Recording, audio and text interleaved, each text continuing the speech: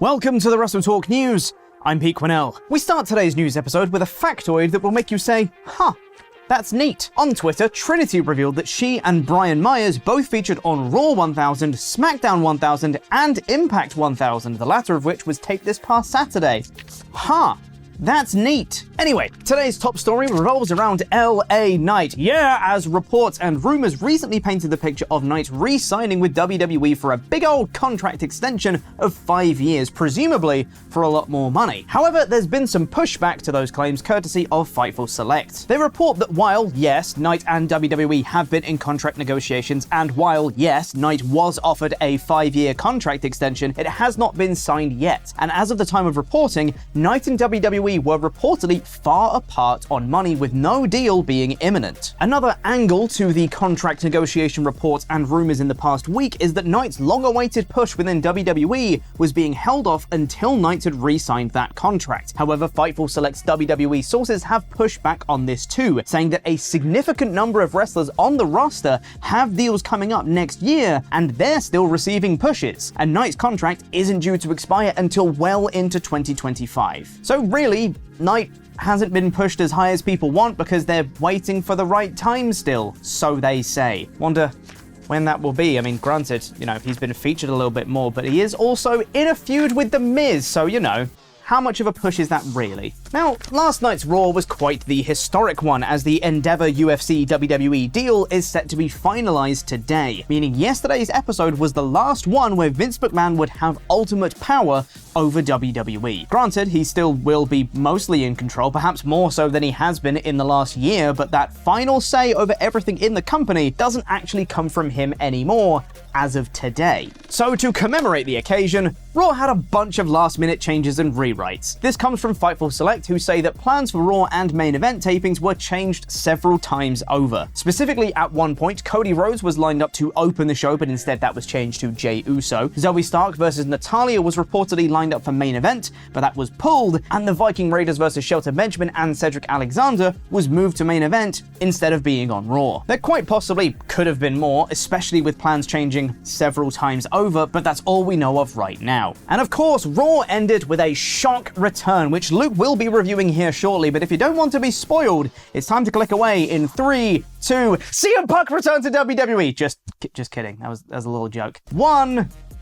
Nia Jax returned in the closing moments of Raw, attacking both Rhea Ripley and Raquel Rodriguez. Everyone's really pleased to see her. Fightful Select is reporting that Jax had been re-signed to WWE for over a month, and while there was speculation that the WWE Endeavor UFC deal had a part to play in her not coming back to screen sooner, that had been denied. Several in the company reportedly thought that Jax would return sooner than she did. So Kairi Sane's on her way back to WWE, and suddenly Nia Jax returns. Ruh-roh, Raggy.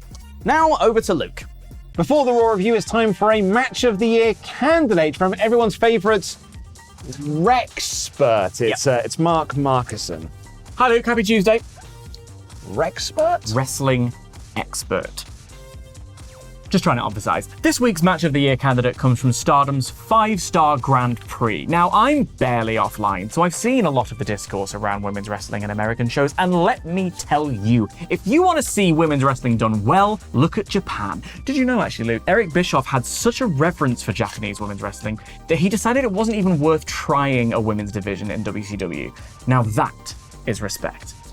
The Joshi scene features some of the very best athletic competition in the world, and Stardom's 5-star Grand Prix is their answer to the fabled G1. This year's field is stacked with Mariah May, Mayu Iwatani, I could go on. But my match pick this week is actually from the non-Grand Prix portion of the card. It's a tag team match between the team of Mei Seira and Suzu Suzuki against the champions, the Cosmic Angels. Now with that lineup, you could expect the match would be very good, and certainly the first half delivered with fast-paced action that was essentially an amuse-bouche for what was to come in the closing stages, which was a full-on high-speed showcase. Each woman proved why they deserved their spot in this series, but for me, I want to highlight Suzuki for particular praise. Every time she stepped in the ring, she made her presence known. She's only 20 years old, and already she has this real superstar air around her. They call her the Violent Prodigy, and she backs it up.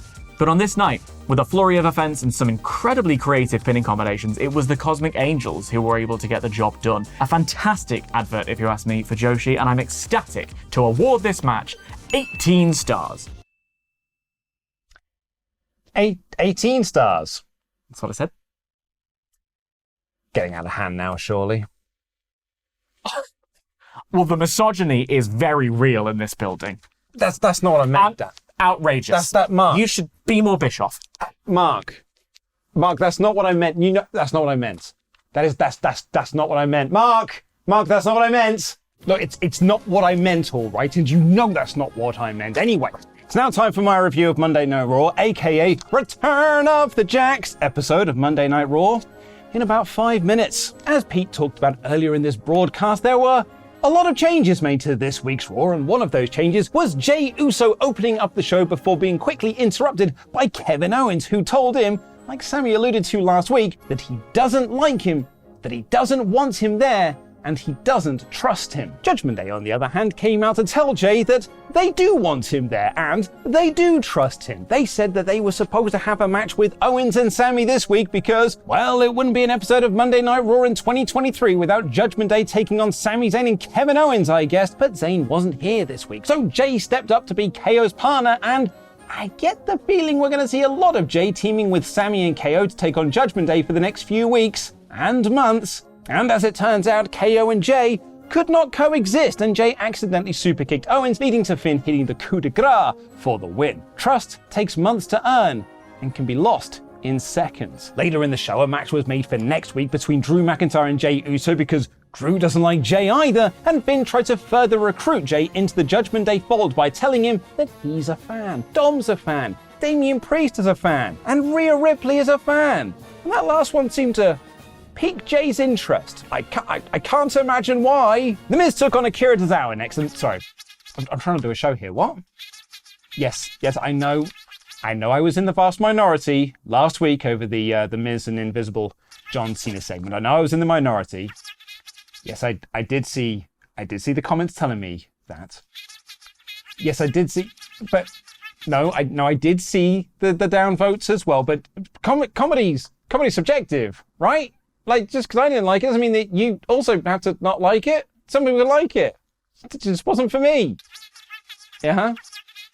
Right, sorry. Okay, so you want me to say neutral on Miz segments from now on.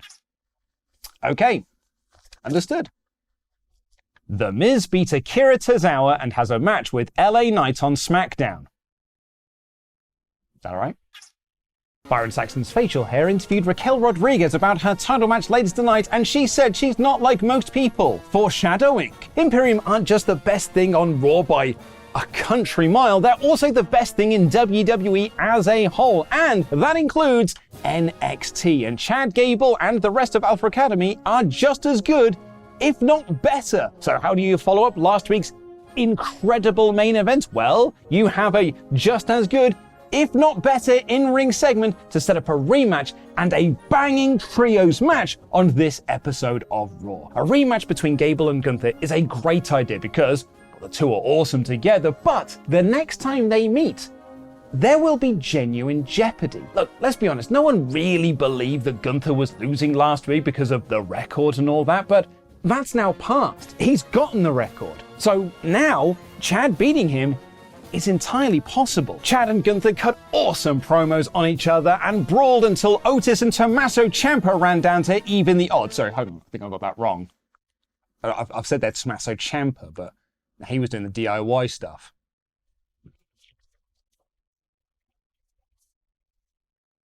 No, it was. No, actually, it was Tommaso Ciampa. Drew McIntyre beat Xavier Woods in a very good match, which was set up earlier in the day when Woods suggested that Drew got angry with Kofi Kingston last week because Drew won his WWE title in front of no fans, while Kofi did his in front of 82,000 fans. Gee, I wonder why they said that specific number. This match was so damn good, and it really made Woods feel like he was on the same level as Drew McIntyre. Cody Rhodes was supposed to cut an in-ring promo, but he was quickly interrupted by Dominic Mysterio and JD McDonough, and Cody beat them both up with relative ease. It has been nearly 40 days since Cody ended his long feud with Brock Lesnar. That's well over a month, an entire pay-per-view cycle, and despite being the top merch seller at Payback, a show that he wasn't actually booked for a match on but still outsold a returning John Cena. Despite that, WWE have nothing for Cody Rhodes. Is it because he's going to SmackDown as part of this J trade, or is it more likely because they just had no plans for him once they decided to not put the belt on him at WrestleMania? Either way, just putting Cody back into a program with Dom is really terrible and lazy booking. Do better, WWE. It's Cody Rhodes. Piper Niven is back, but that was not enough to help Chelsea Green beat Shayna Baszler, who killed poor Chelsea with a Piper's Pit. So we start back to Baszler up after the match and set up your next women's tag title feud. But if that partner doesn't work out for you, Shayna, I know someone who worked with you rather well who will be back later on today. Shinsuke Nakamura cut another video promo about Seth being a liar and a manipulator, and Seth responded by agreeing with him, and again wanted to have a match for the world title right here and right now. But Nakamura decided that he didn't want that and instead beat up Ricochet again. Oh, whatever. Becky Lynch and Tiffany Stratton signed a contract for their NXT match tonight, and we got that excellent trios match of Imperium versus Alpha Academy and Ciampa, which was so good. If you watch just one thing from Raw, scratch that. If you just watch one thing from WWE this week, make sure it is this match. Alpha Academy and Ciampa won, and the crowd were super hot for it, which only highlighted how mild they were for the main event of Raquel Rodriguez versus Rhea Ripley for the Women's World Championship. Maybe it's because no one buys into Raquel beating Rhea, or maybe it's because we saw these two people have a pretty lousy match just 2 weeks ago on pay-per-view, but either way, this crowd were not all into this action, which in fairness was befitting the lack of reaction. The crowd did come alive for the final few moments, but Nia Jax made her return to WWE by taking out Raquel to allow Rhea to get the win, and then she beat up Ripley afterwards too. Nia Jax is back and already in the title picture. And you thought he was gone now that the Endeavor deal is done. And that was the show. Another totally fine edition of Raw carried by Imperium and Alpha Academy. It just feels like so much of Raw is spinning its wheels with numerous repeated programs and an incredible lack of direction for Cody Rhodes. It's like it's on Raw Pete or something. The J stuff continues to be interesting, and of course Imperium are awesome, but that's about it. This week's episode is 3 out of 5, so go and watch our 3 count. Speaking of threes, go watch our 3 count video where we review every Attitude Era pay-per-view, and I accidentally say Bill Pritchard when I meant to say Tom Pritchard. Bill Pritchard is of course a wrestling writer. I meant Tom Pritchard in the episode. And check the comments to see all the people arguing about when the Attitude Era really starts and when it really ends. For those of you who said King of the Ring 96, I'm sorry, but you're wrong. Anyway, go watch the video now.